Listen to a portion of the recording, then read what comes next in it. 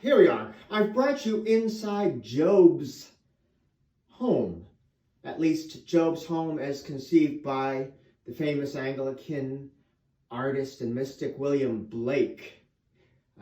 Blake composed amazing depictions of powerful biblical images and archetypes around the turn of the 19th century. And here he conceived Joebs' home with Joebs' second daughters around him, and decorating the walls of his home were pictures of the terrible ordeals and sufferings that he experienced. I would like, in this short video introduction, before we get to our class discussion of Job, just to lay out a major disagreement with much interpretation of Job that you may hear, that God's speech from the whirlwind didn't really answer Job's complaints, that the whirlwind speeches are ultimately unsatisfying. I totally disagree with that, and hopefully in the lecture we can explain why.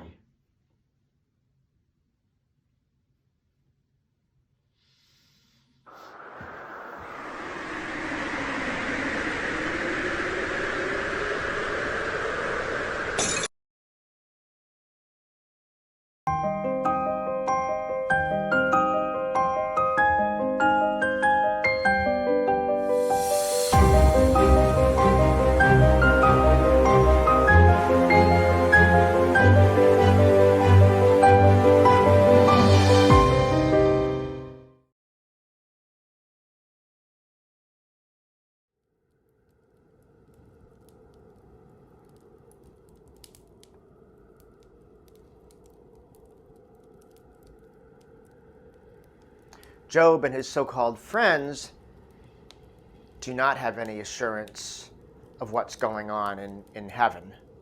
And they wrestle with the problem of justice, the justice of God. Job maintaining all along that there is a problem. He's suffering, and yet there's no obvious way that he has done anything more grievous or sinful than anybody else, that he should be suffering. So why doesn't God care? Why isn't there justice in the world? Now, the book of Job will have several answers to this.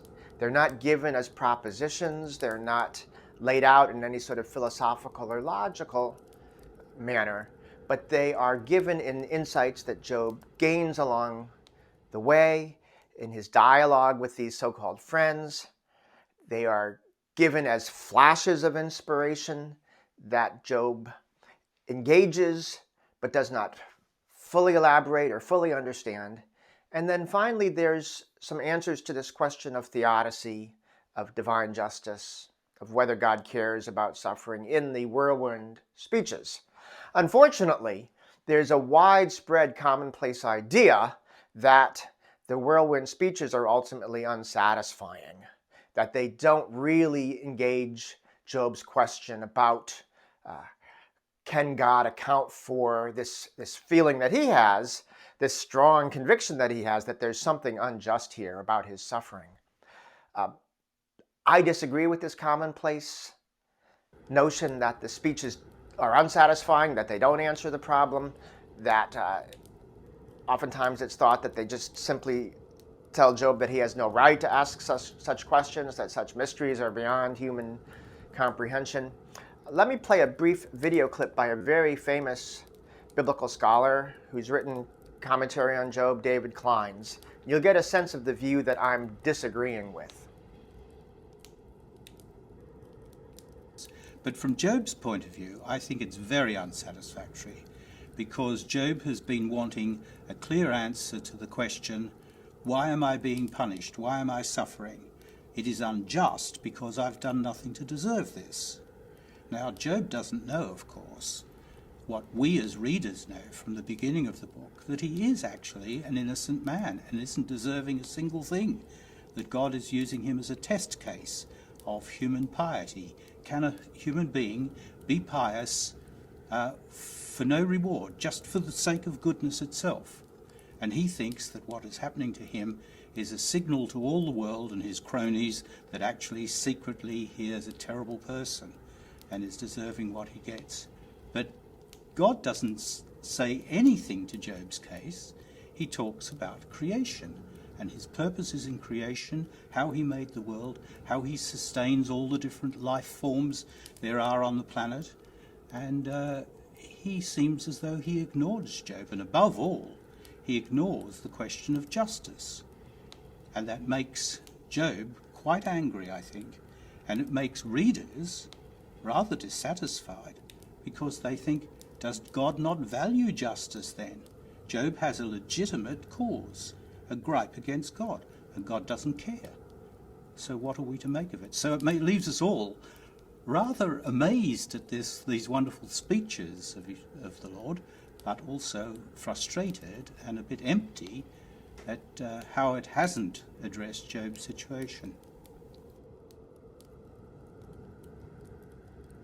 Let me elaborate a few points why my friend Dr. David Klein is wrong about the whirlwind speeches, and then hopefully these points can be elaborated in lecture, in class. Let's start with Job's admission after the speech that's commonly translated, "I was wrong, I shouldn't have questioned God, I repent on dust and ashes." As Ellen Davis shows in several of her books, and she gets this from others as well, the Hebrew can equally well be translated that Job relents about his argument that he is due a safe and protected life, and in fact he has changed his mind about dust and ashes. This is a very different understanding, and it means that something in the whirlwind speeches did go right and did address Job's complaint of injustice. And I think one of the things that happened in the course of the whirlwind speeches is that Job now looks at himself as mortal, frail, mere dust and ashes, something Abraham had admitted long ago, and realizes, this isn't something to be mad about with God. It's something to embrace, that one is frail, that one is vulnerable. And indeed, God himself makes God's self frail and vulnerable, partly by creating this amazing and dangerous and awesome world that contains all sorts of chaos that's not fully wiped out. The chaos that's built into creation in the form of monsters like Behemoth and Leviathan. These monsters are an element of primordial chaos that persists in creation. God has allowed that to persist, making creation something of a dangerous place, but also something of an awesome and terrifyingly beautiful place, and the place that creation is a place that values freedom, because an element of chaos allows for true freedom, including the freedom of human beings to form relationships, which again make one vulnerable and allow one to suffer. But this sort of suffering by forming relationships in which one can get hurt is what it means to be in the Imago Dei. So Job has grown up through these whirlwind speeches, realizing the sharing in God's own vulnerability and suffering that is part of living in a free and glorious but ultimately unsafe creation.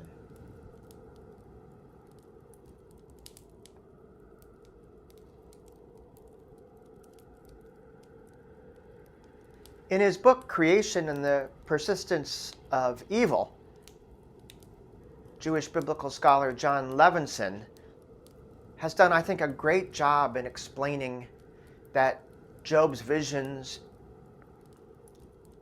in the whirlwind of Behemoth and Leviathan, these great chaos monsters that recollect God's battle with chaos at creation, these visions do a great job in explaining why the universe may at times seem awfully unjust, and that the whirlwind speeches do provide an answer to Job. So Job and most of us in the modern world are kind of convicted that if God is all-powerful, omnipotent, God can crush evil and prevent human evil, human suffering. Um, God is, after all, God. But what these visions show is that God's creative, primordial omnipotence and ability to crush Leviathan, to crush Behemoth, are dormant. They were exercised in creation. They'll be exercised again in apocalyptic, where the chaos monster is finally and definitively defeated.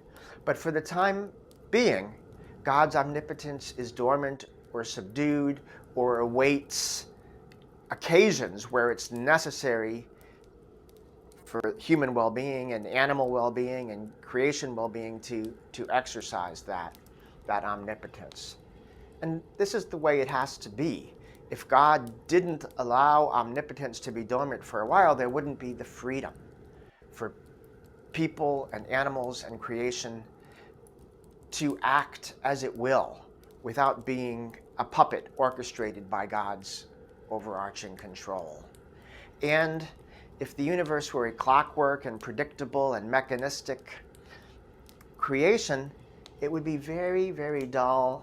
It might be safe, but it would be a playground for infants, not a beautiful and awesome and wondrously dangerous place for adults fully formed in the image of God and growing into that image. According to the whirlwind speeches, the universe is simply not built around an anthropocentric concern for consumer safety. Joebs' whirlwind visions are a critique of our consumerism attitudes, a critique of our anthropocentrism. As in Annie Dillard's poetry, if humans want to understand God's justice, we must step off center stage, give up our anthropocentrism, and realize God's extravagant pizzazz. What about God's non-utility? God's abundant gratuity? Look at the ostrich, the whirlwind vision says. Those beautiful feathers, but they're useless. The thing can't fly.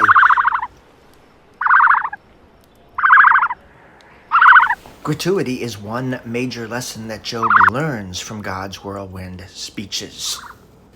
And isn't this one of the major lessons that the book has been trying to teach all along?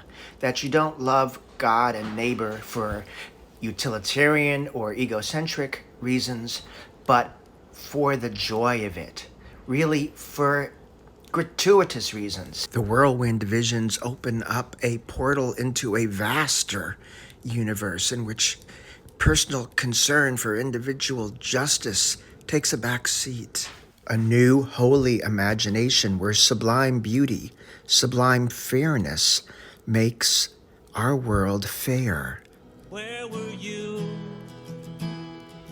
when I built the earth's foundations? And where were you when I set the stars in place and they all sang together?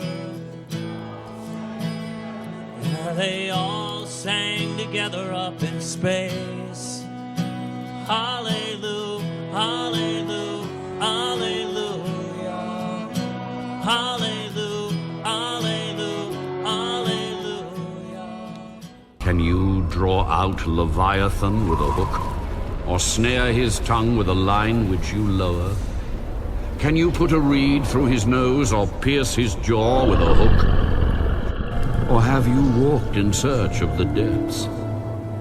Have the gates of death been revealed to you? Or have you seen the doors of the shadow of death? The Hebrew terms for death here, tahom and salmavet, are again the dreadful and the awful persisting in creation.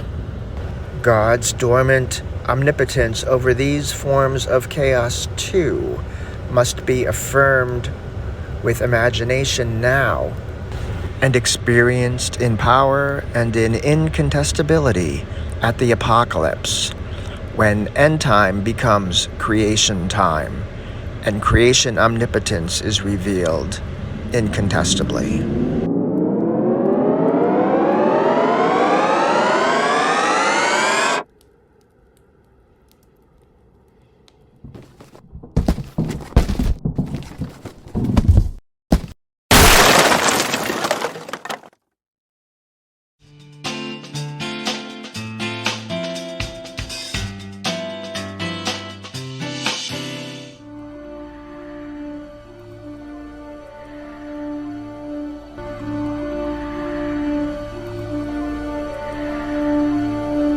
Bad flamingo.